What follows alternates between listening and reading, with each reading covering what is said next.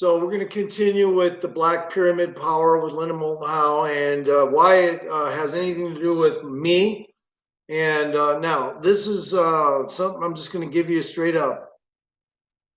After 9/11, I had seen the person that flew into the building, Marwan al-Shalda. But at the time, I didn't understand, and I configured my own intelligence and realized afterwards, and that's why I got this tattoo, the Black Pyramid, with red inside. Okay. Now it was done free. Okay. Now it's a little offset because of the way I'm sitting, but the point is this: we're going to talk about this because we're going to let her discuss this again. But the Black Pyramid power is something, a device of a warlock. He can key into that pyramid, get power, do things. And after 9/11, some other warlock had something to do with that, by the way. 9/11. But nonetheless, that he's been banished. Okay. So I'm the warlock to kind of come and repair it, kind of thing. So here we go. The underground structure that they called the Dark Pyramid? Yes. He said that the corners of the structures face northeast, southeast, southwest, and northwest.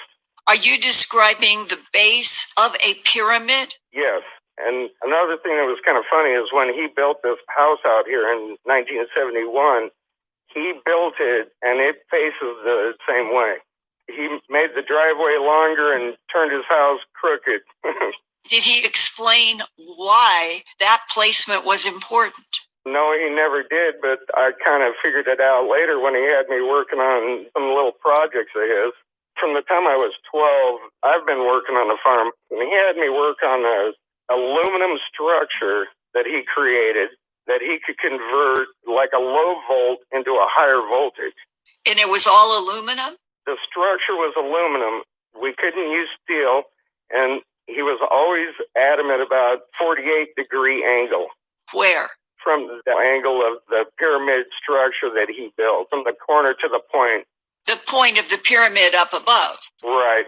Did he ever imply what that extra 3 degrees might mean above 45? No, I have no idea, but I know that he could take a 110-volt generator and could hook it up, and it would go through a series of wires to each of the corners of it, and he would put these converted electric motors at the end of them, and when he'd run the voltage through it, he could run enough to run our entire house, the farm, everything. He said he could multiply energy. How did he explain what this dark pyramid structure was? Where did it come from? Who made it? I don't know anything about where it came from. And he said he knew it was pyramidal shaped, and he didn't know if there was an interior to it or if it was made out of stone or whatever. All he knew was that they were using the angles of it to distribute energy. How big was the pyramidal structure? They had shafts that went down, and he said he was 700 feet under the ground. Where did your father suggest that 700 feet down was in relationship to the whole pyramidal structure? That was at the base, at the corners. That would suggest that the pyramid underground was perhaps how tall? He said he was 700 feet under, and then when they were 700 feet down, that was the vertical shaft, and then there was also horizontal shafts that led to the corners. And did he ever go in a horizontal shaft directly into whatever was at each of those pyramidal corners? Yes, he did. At the end of those, there was another room. I know he worked in there. And the conduits that were leading from the room that your father was personally in one of the pyramid corners, where did those conduits go? Those led straight into the corner of the structure. If he's coming down in an elevator down 700 feet, right? When the elevator opens up, is he outside the corner of the pyramid or inside? No, he is in some kind of room. He said they had bunks there where they could sleep, and kind of a bunkhouse, and they had a kitchen, and then they had a control room, and then a hallway that led out of there to the corner of the structure. He said that they were cement hallways, nothing fancy fancy or carpeted or anything like that, just cement hallways. And he'd go from the main control room. He said it was like an electronic room. They had like glass transformers or insulators of some kind in there, and it was just kind of a electronic control room. And did he ever suggest that he had been briefed about the relationship of that electronic control room to the rest of the pyramid? Well, he knew that they were working on some kind of energy distribution or acceleration, and he knew that they were trying to get energy to go through the corners and up through the middle and try to accelerate that energy. In your email, you said, quote, in his later years, he would always complain when receiving his electric. All right, let's take a break now. Now, even those can't be solidified the way I would like to. I'm going to tell you about an invention I came up with that uses similar principles, but it starts off it's more or less a combustion engine physics or nuclear, depending on what you want to put into it. So here it is. Imagine those stone guitar pick, the shape of a stone guitar pick. It's kind of like, it's kind of like a soft trunk, just like any pick, except it's made of stone. All right, so I came up with an idea a while ago. Imagine having two of those shapes vertically on the side of a plane with no wings. In the inside of the stone guitar picks, so to speak, it would be hollowed out. So I'm just giving you an understanding of what I'm talking about here. You would attach an engine to it, a regular jet engine, possibly modified to take on a little more intense, a better horsepower, and of course, higher oxygenating jet engines. Because it's going to have to go into a lot of drag when it pushes that stuff inside there. But when it pushes the thrust inside those hollow vertical wings, that's what they really are. Because you got to imagine hollow guitar picks, but inflated size to a vehicle that maybe is about the size of, a decent sized vehicle that two people would ride in for transport, like a helicopter or something, about the size of a helicopter, but no helicopter wings, just these stone guitar pick looking shapes on each side attached to a moving axle so they can be changed in shape and direction. Okay. When the engines on the front are attached, that means all the thrust is going in. Now, when the thrust goes in, it goes against a slide wall and gets warped into a spinning mass, kind of like a spinning ball of wind. It also gets transformed towards the top where it gets thinner because as we all know, even a stone guitar pick gets thinner towards the top. The ball then gets rejected back outward at an extremely high rate, and all the energy from the spinning mass of wind is tripling, if not quadrupling, the thrust power of the original jet engine. You're converting a bunch of microvortice jet engine chaos, and you're converting it into a spinning large ball. Once it happens, it kicks against the back. It pushes the vehicle back a little bit initially, but once it hits the top, it's already going 2, if not 3 times. It's got as much more energy than it did as the original jet thrust. So by the time it hits the top of the guitar pick area, where it gets thinner at the top, it's designed that way to cause compression. The compression has almost an elastic effect. As soon as it can get pushed back towards the bottom of the guitar pick and out a feasible exit location, at that point, it is expanding, not compressing. So not only have you got extra thrust, you got expanding wind dynamics, and a vehicle can just sit on top of it and doesn't need fucking helicopter wings or anything. When it takes off, the front jet engines would lean down a little when it takes off, just like a helicopter would lean forward, but just the engines would do that, as well as the hollow wing guitar pick shaped things that are extensions of the engine would also move. They would lean forward too. Now, you could also lean the vehicle forward, but you're trying to more or less lean the thrust forward on this thing so that the dynamics are the wind that hits the top part of it will push the vehicle up and forward. So you guys, I am a warlock. You can use that as a key to understanding vortices, triangles, stuff like that. You can multiply energy. Now, you can also do it electrically. So once the vehicle gets kicked up and it's in the air and it's flying on this spinning ball of wind, which is essentially a self-created tornado underneath it, but it's in a ball shape, the vehicle just clutches on top of it to keep moving. And you could even put food coloring in there and you could tell where the more dense wind is, less virulent winds and so forth. But once it takes off, it can also key into an electronic energy converter, which can also amplify the power. And you can use static charge as well to amplify the power by introducing, let's say, clacking metal to create a static charge that's extensive. Then you could light it on fire with something like rocket fuel. And you could create an electronic magnetic effect that would also amplify energy, but in a different way. Now you got a whole different kind of thrust. Now you go from wind dynamics to something that's going to go make that thing go so fast that any living thing on board would get crushed. So you would have to figure a way to accelerate slowly enough so that you don't kill yourself on board it.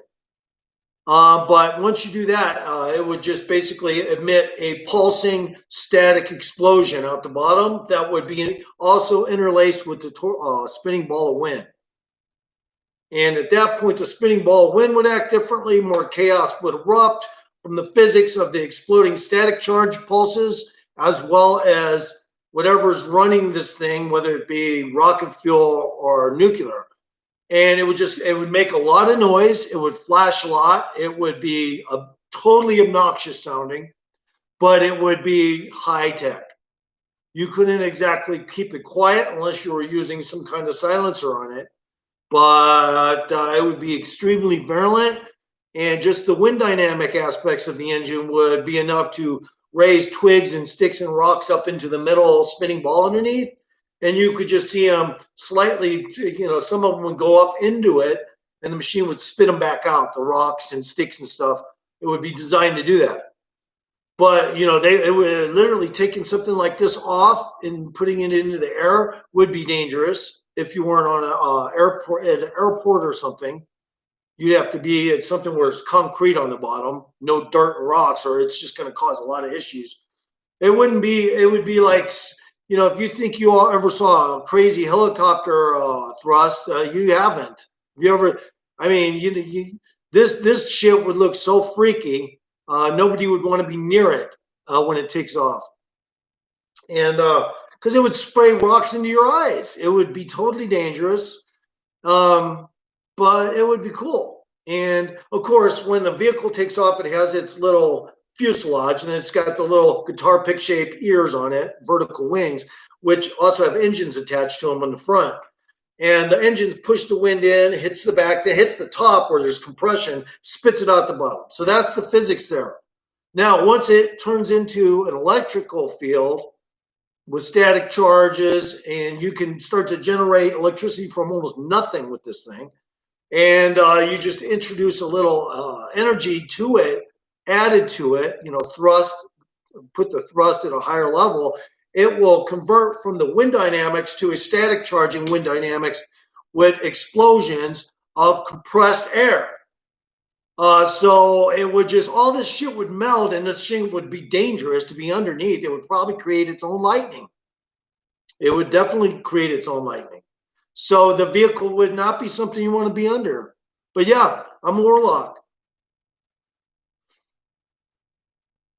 And, not all vehicles are safe when they take off, And of course, it would be a riot to fly it because it would just be like the fucking most powerful fucking thing. And you know, it would be a little bit dangerous in the sense that one of the static charges could be exceptionally too, you know, it'd be hard to control the static bursts and the compression and everything and meld it all properly. But yeah, you know, you should be able to do it. The static bursts would be incredible because that's the whole point, is creating your own static with these little metal beads that you would introduce to the thrust by way of spinning propellers that have cables inside.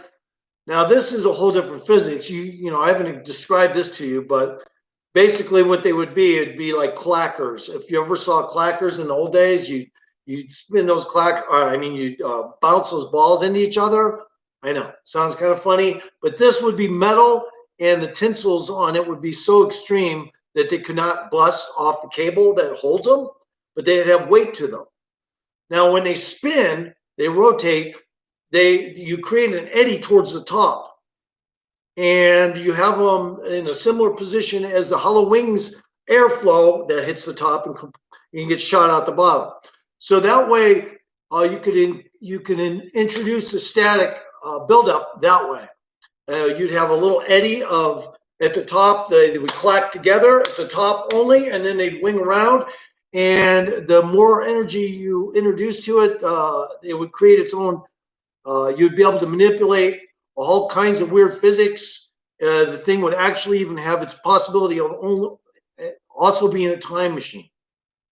Because what you're doing is you're basically warping time, clacking these things together. So you'd actually be able to go from having not just thrust, but actually be able to go into another dimension. But you have to be able to know what you're doing. You have to have the tensile strength to be able to hold those cables and those metal balls together so they can create this vastly, almost quantum static buildup. And in addition to the other physics that are going on with this vehicle, it would be really your own UFO. It would be very dangerous. And yes, it would have something like lightning coming out of it. Blue lightning. Very dangerous looking vehicle. It would fucking scare people. Then when it flowed by, it'd be like, it would cause all kinds of havoc if it was too close to wood and shit like that, you know, because it could literally light shit on fire. So you wouldn't want to take it off and then go get to the use the same electrical energies that it's building at a quantum rate with static charges and stuff, or whatever. And also the original engines with the wind dynamics, you can actually shut those off. At that point, you're now running off a whole different energy system. So you don't need to use the wind dynamics. Once you get to a certain height and above the trees and everything, now you can just switch on to this electrical fucking engine. And of course, the jet engines can even get shut down at that point. But that's only if you know how to build this thing with the right tensile strengths, the metal balls that clack together. And when I say metal, I'm not just talking about something like ceramic or something. This shit would be so strong, you could not, it'd be probably made of something like diamond, but it would have to have conductibility, like, you know, copper and shit. It would have to have a good conductibility. So whatever it is, it has to be able to conduct electricity. But yeah, the whole point is this. And then, of course, you would have to fuse the sound out in a way if you didn't want people to hear the thing flying by. So you would have to figure a way to build a silencer for it, because it would be extremely loud and dangerous sounding, and it might even would hurt your ears and possibly fuck your hearing up, possibly blow your eardrums out flying by. So you could not necessarily, you would have to have some kind of silencer on it, because it would just be too loud, too scary. And people would say, get that fucking thing out of my neighborhood. They wouldn't want to see them. They say, they look cool, but I'll go to the air show for that. I don't want to see that shit over my neighborhood. It'll fucking cause a forest fire because lightning's coming out of it. Yeah, see, so people would get all bent out of shape over it and be like, no, man, this shit started a fire on my property. Keep it out of here. You know, the military would be all bitched out at if they made one and tried to fly it around, because people would be like, well, they would know to keep it away from that kind of shit. But you know how the military is; they break the rules all the time. So anyway, that's why a pyramid can generate energy. That's why a fucking anything shaped similar to a pyramid, like even the stone guitar pick idea I was telling you about, hollow wing design that I made a long time ago. It's basically already been copied somewhat, but not really, off the movie with Tom Cruise where they go back in time. I don't know what the name of it is, and they arrest people for crimes that they do later in the future. All right, so they actually use a vehicle of that similar idea set, but that movie came after my idea. I printed my idea up on a computer, and I wouldn't doubt when we sold that computer if that guy that bought the computer used that to composite an idea for that show. But it's nonetheless, it's not the same. My idea would be a way different. Once it gets to a certain height, they can cut off the jet engines altogether and just use the electrical energies that is already developed inside that spinning amplified shockwave compression ignition. It's hard to explain. It really is. But really what you're doing is you're generating static charges that are so powerful that anyone else would think that was pure lightning. And of course, at that point, the vehicle is being amplified with that energy. So you're just trying to balance that energy. Now, if that energy stops and it sputters and that quits working, you have to kick the jet engines back in that go into the hollow wing design, vertical hollow wing design wings that carry that wind dynamic feature to hold the vehicle back in the air again. Because if those engines shut off, they have no way to kick back in unless you start the original jet engines again. So like if it ever did sputter and stop, all that extra energy would have to get reignited, just like a fire that went out. So even though it does amplify energy, sometimes it's likely if you don't have it set idle right, just like any engine, it might sputter and fucking quit working, even though it's of high energy. So you got to be careful when you run something like that, because you do have to have alternative energy sources of physics to run something that's flying in the air. You can't just have one. You have to have most of these extraterrestrials. They have multiple different kinds of engines that they can use. They can even go into a subdimension if need be. If none of the engines are working, they can go into a subdimension and it'll keep them from crashing. But some of the extraterrestrials aren't allowed to use certain technology, and they can crash their UFOs because they're more or less like homeless UFO aliens and shit. But let's listen to the rest of this. That it would be free if we knew the truth. Yeah. He said that even if it wasn't free, it should be pennies. And he talked about Tesla. He felt there was a way to distribute energy that would be free. Did your dad ever describe in any way what agency of the government he worked for? Well, I know he was working for the higher-ups. I've seen papers, correspondence from Pentagon. I know he was working for some pretty high-up people in the government. He used to bring home envelopes that even through the 80s that would be confidential. And we knew better than to go through any of his papers. When was the last month and year that you know for a fact that your father was making these trips down the 700-foot elevator and walking into that electronic base of that pyramid? Well, I know they went down there for a week at a time, and then they would have 2 days off. And the last time would be sometime in 1961. When I heard your story on Coast to Coast, and it shocked me that there was somebody talking about the same thing that my dad had talked about. Do you remember what your father said specifically about Tesla's work? Well, I know that he compared Tesla's work to fractals, and he also said that a pyramid shape was the perfect structure to create fractals. How does that relate to electricity? Well, I don't know. I think it had something to do with the fractals somehow enhancing the energy. What would have been your father's bottom line about his knowing that he had worked on an underground pyramid that was large and could generate so much energy that the world wouldn't have to be paying much for power? He thought if we had some kind of a network where you could transfer energy from one source to another. Did your father ever hint that the pyramid underground in Alaska where he worked could have been constructed by something from outer space? Well, he never said so. I know I've asked him, and he said he didn't know.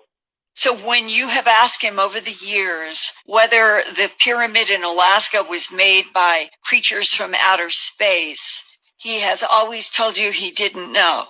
He says that it was technology that was completely unknown at the time, and he didn't know where the technology came from. He had his little part, and then other people had their parts, and I think they kept him a little in the dark. But your father said to you that he was working on technology of a completely unknown source. Absolutely. That would suggest, don't you think, that That's something non-human from someplace else in the cosmos built that pyramid underground in Alaska? Well, it makes me wonder, because my dad, one thing he said is, whatever you say, that's your word. And I know whatever he told me were all true stories. And on September 3rd, 2012, I received a long email from yet another son about his father's firsthand knowledge of an underground pyramid approximately 2 hours east of Unalakleet by Huey helicopter in the late April or early May 1978 timeframe. The son gave me permission to use his full real name, Bruce L. Pearson. Bruce is Chief Executive Officer for BroadcastVenue.com and does reporting for HD Media Production in Clinton, New Jersey. His father joined the U.S. Navy right after the Japanese attack on Pearl Harbor and served on patrol torpedo boat 492 during World War II, which was 80 feet long and could speed at 41 knots. PT boats were built in 3 different sizes of torpedo-armed fast attack craft used by the United States Navy in World War II to attack larger surface ships. PT is the U.S. hull classification symbol for patrol torpedo. American soldiers nicknamed the PT boat squadrons the Mosquito Fleet because of their smaller, faster abilities, but the Japanese called them Devil boats. Bruce Pearson's father received a February 19th, 1946 typed thank you letter for his war service, signed in ink by then Secretary of the Navy, James Forrestal. Later, in the mid-1970s, Bruce Pearson's parents applied to teach in Alaska and moved to Unalakleet in 1976. 2 years later, in late April or early May of 1978, Bruce's father met a U.S. Air Force pilot in Unalakleet who had also had PT boat experience. They exchanged some war stories, and the pilot asked Bruce's father if he would like to ride with him and his co-pilot on a classified delivery mission out a couple of hours from Unalakleet and back. The pilot stressed they could not even land the helicopter for a rest, and it would be just unload, heavy cargo, refuel, and leave. And next is Bruce Pearson from New Jersey to share secondhand his father's remarkable helicopter ride that day to what might have been the actual site of the underground dark pyramid. My father had related to me where he had been talking to these guys that came in to fuel up on their way out of Unalakleet on some parts delivery mission. I guess they hit it off, and he said, look, you're not scheduled, but I got a slot if you want to take a ride out with us and come on back. He assumed when he told my mom he was going to go on this flight with him that it was out to a dew line installation. But when he got in the chopper, the guy said, no, this isn't dew line. He said, this is some weird installation. And then he said, well, what do you mean weird? He said, well, it's underground, and The co-pilot, he said, look, this is some generating facility or something that's underground. And he said, well, what's it, just a nuclear power plant? And he said, no, it's not nuclear. It's nothing we built. It's thousands of years old. It's cut stone like a pyramid. It's 150 feet below ground, and they can't figure out what the hell it is. So he said, look, this is all off the record. I'm not even supposed to know this, but this is what I was told, that this thing will put out enough power to power the whole North Slope, the whole state of Alaska. And he said, this thing could power the entire country of Canada. That's how much juice it puts out. And they don't have a clue where it came from, and it's underground. So they had 3 aluminum stainless steel looking cases. They flew out in a helicopter, and I believe it was a Huey, but they were escorted by a fixed wing aircraft that never landed. And my dad said you could see them every once in a while. They're 1,000, 2,000 feet above them, just making S curves, so they wouldn't run away from the chopper. He said, and I really don't have any idea why that fixed wing aircraft is following us all the way out there. I guess in case we crash, they'll know where to send people to pick up the pieces. They flew out about 2 hours east, my dad said, of Unalakleet. Did your father ever detail exactly where he thought this place was? He said it was in the middle of nowhere, but he said they didn't change course throughout the whole flight, pretty much due east of Unalakleet. My father said he was so heavy that when he sat down, the skid spread out. He flew enough in choppers. He said he knew the thing was working pretty hard the whole way out, and they were on fumes when they got out there. And I said, well, what did this place look like? He goes, there was the tundra, there was a blockhouse and a fuel dump and like a motor pool shed, a garage for vehicles. And he said they had a snowcat, and he could see a couple other vehicles. And then off to the side, there was a couple of mine shaft elevators. He said there was a couple of these gantries sticking out of the tundra, and they all had elevated guardhouses on them, and they had electrical razor wire fence around them. And they said electrified fencing, do not approach or something. He said, man, there was a lot of firepower around there, and they didn't have 50 calibers on their Jeeps to shoot polar bears. Right. They had them trained on us when we landed. The fixed-wing aircraft kept circling overhead, and these guys all had black uniforms with no insignias on. He said, I know they were military uniforms, but even the pilot said, I don't even know who these guys are with. Probably spooks is what he said. Figuring they were CIA or whatever. But here's the creepy part. He goes, we got about 5 miles from the place, and the co-pilot said to me, now listen, things are going to get a little bizarre. We were told that all our instruments are going to go crappy, and we have to go VFR, visual flight rules, instead of instrument. So he said, don't panic. You're going to hear alarms going off maybe and all kinds of stuff, but we're just going to fly VFR. So sure enough, he said, all of a sudden, the major, who was the pilot, said, here we go, boys. My father, sitting in the back, looked over between the 2 seats, he said, and the entire radar screen went completely green. So all the trace went off the radar. Power alarm went off, horns are going, and the co-pilot said, don't worry, everything's under control. They took it off autopilot, and they were flying it manually and had visual contact for the ground. They're only 500 or 1,000 feet up, he said. But all the electronics went haywire. He said he could see the artificial horizon just flip-flopping. And he said the compass was spinning like 50 miles an hour, so there was no compass heading. Everything was bizarre. The lights were out, like they had lost their generators, and they were still flying. He must have had some power to it, whether it was running off batteries or whatever. So electrical and electromagnetic energy. It's quite simple to understand now. You get the idea.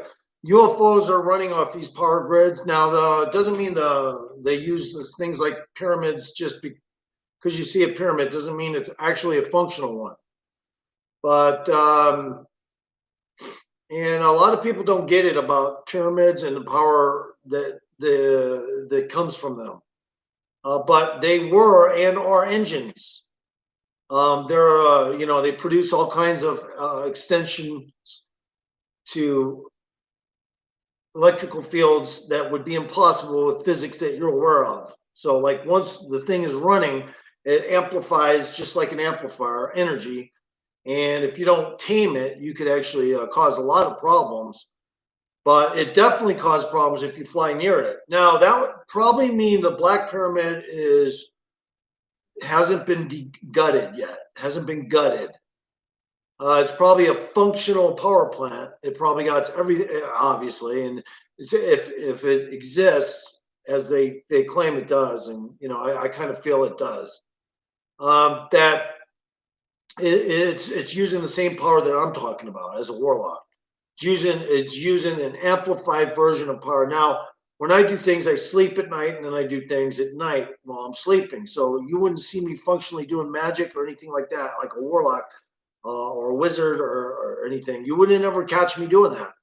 So that's not how I operate. I operate in sleep mode, and in that sleep mode, I can make extensions to my brain pathways and do things that I wouldn't normally be able to do, but not while I'm awake.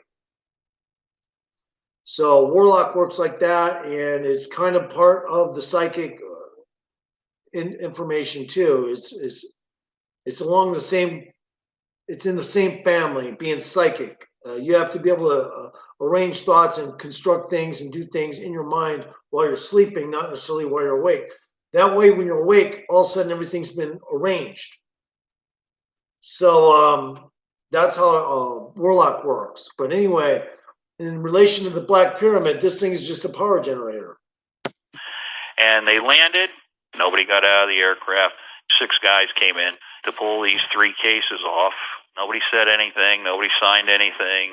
They fueled them up with a tank behind a Jeep, he said, but fueled up when the engine's running and re-engaged the rotors, and off they went. Doesn't it sound like the crew on this helicopter had done this before? It's an interesting thought.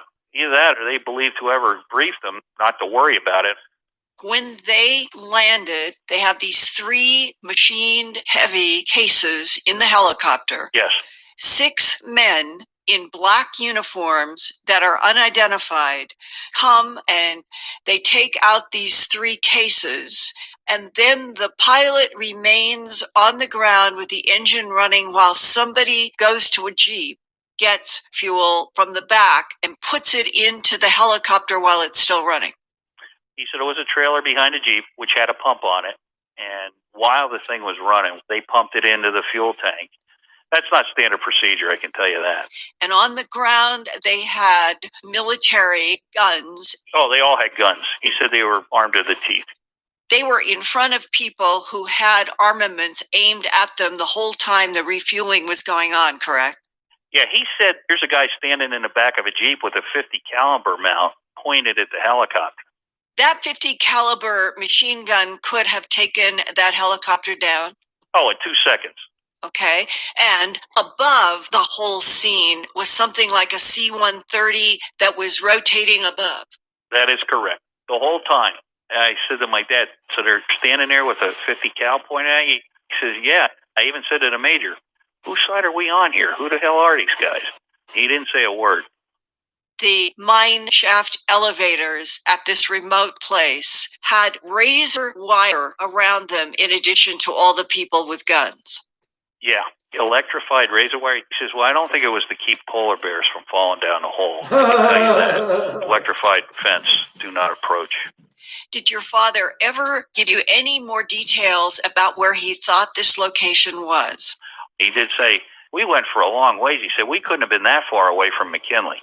Could you repeat what the pilot of that helicopter said to your father about what he and his co-pilot knew underneath that ground? He told my dad, quote, this is as super secret a situation as the Manhattan Project was. He said, nobody is supposed to know this place even exists. And, quote, this thing is some kind of power generator, and it's thousands of years old. It's made out of stone like a pyramid. They don't know where it came from, who made it, or how it works. But it could generate enough power to power the whole North Slope, all of Alaska, and probably the whole country of Canada. And he said, we're not even supposed to know what we're delivering. And here's part 2 of this, Linda, as I related in the email. 6 years later, over lunch with the chief engineer of the television studio at Bell Labs in Murray Hill, talking about vacation, and the guy says, oh yeah, a bunch of guys from the labs in Western got recruited by somebody in the government to go up to the North Slope to look at some power generating station they couldn't figure out. And if there is a stone pyramid that is maybe twice the size of Cheops underground in Alaska, at least 150 feet down to the vertex and down to 700 feet to the base, and that it has been built thousands of years ago, according to what the pilots had heard, and that it can generate enough energy to power the nation of Canada, what is the relationship between that stone pyramid underground in Alaska and Cheops and all of the pyramids that have been built around this planet, many of which are allegedly underground for reasons unknown, or at least under dirt for reasons unknown? Who built all of these pyramids? And if they were machines for energy, why is it that our government wouldn't allow all of this pyramid energy to be used on this planet? Well, I think that's the $64,000 question.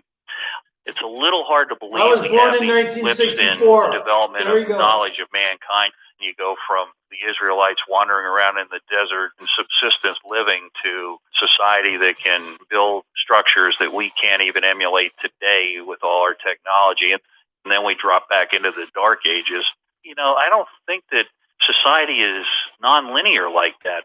To me, that on its surface Actually, it says can be there's nonlinear, something but not right. well, we won't How go into can you that. have the mass structures in the Yucatan and the Mayans, the Aztecs, and then it goes back to barely scratching out a living and having not enough knowledge to feed yourself? That doesn't make sense.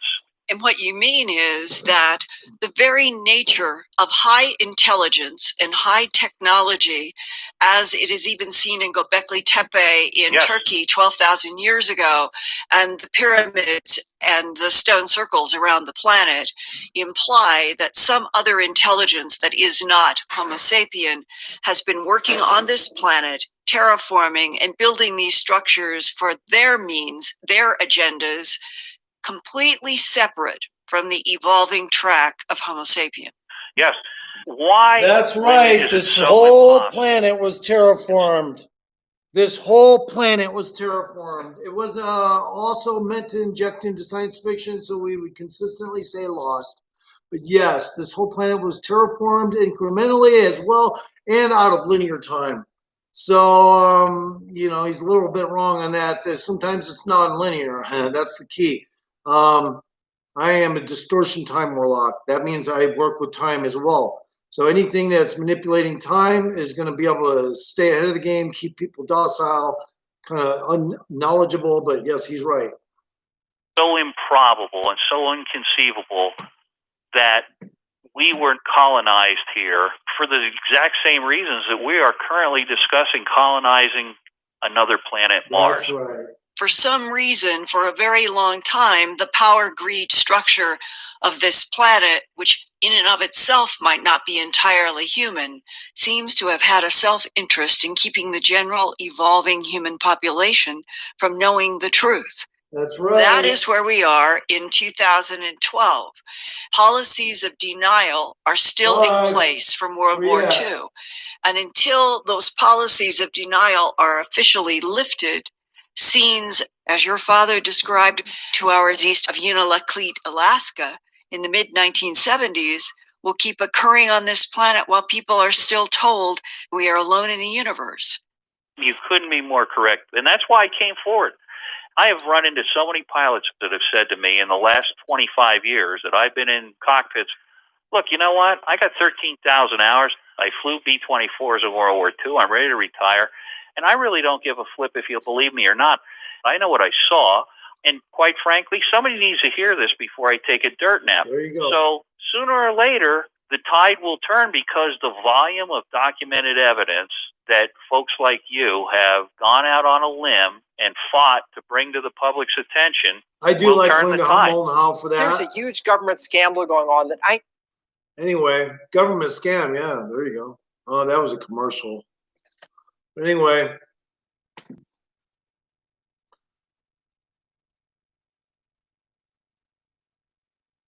Let's listen to Wonder Hussy. Sometimes if she closes her eyes and you catch it in a screenshot, she looks like she's on junk.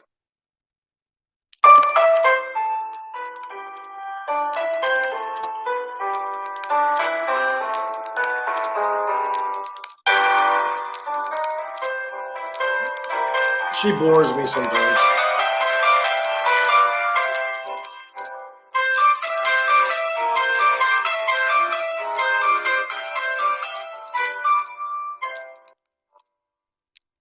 All right, I'm bored already. She just does desert fucking shit cabins all the time. I'm bored of that.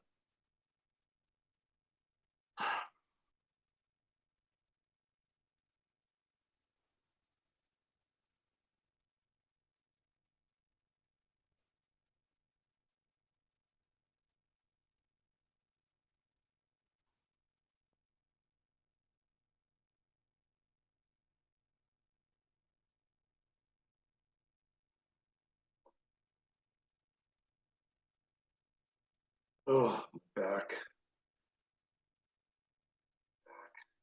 Hmm. All right, so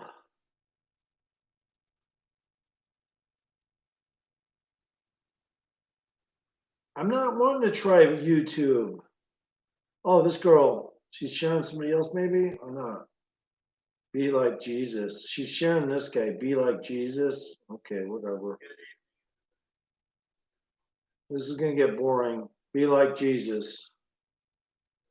Simple dynamics of Christ. I mean, he was a fucking terraforming sociologist, is what he was. Director is what he was. He's working for a terraforming group. He had to reanimate as a baby and figure out he's got a job as a, remember that he's got a job from another space platform to fucking fix this place. That's what Jesus was.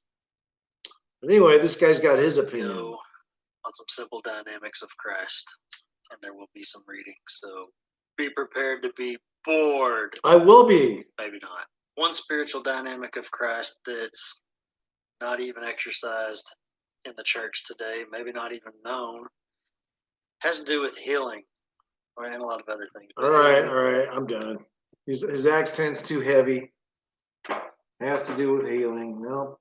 Anyway, no, I'm not gonna, I don't do the Christ thing. Christ was a sociological director for a terraforming firm. Bottom line.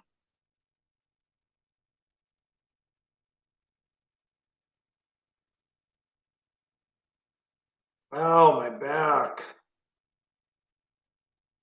I'm gonna have to end the stream, I guess. Maybe, yeah. I gotta get up. All right.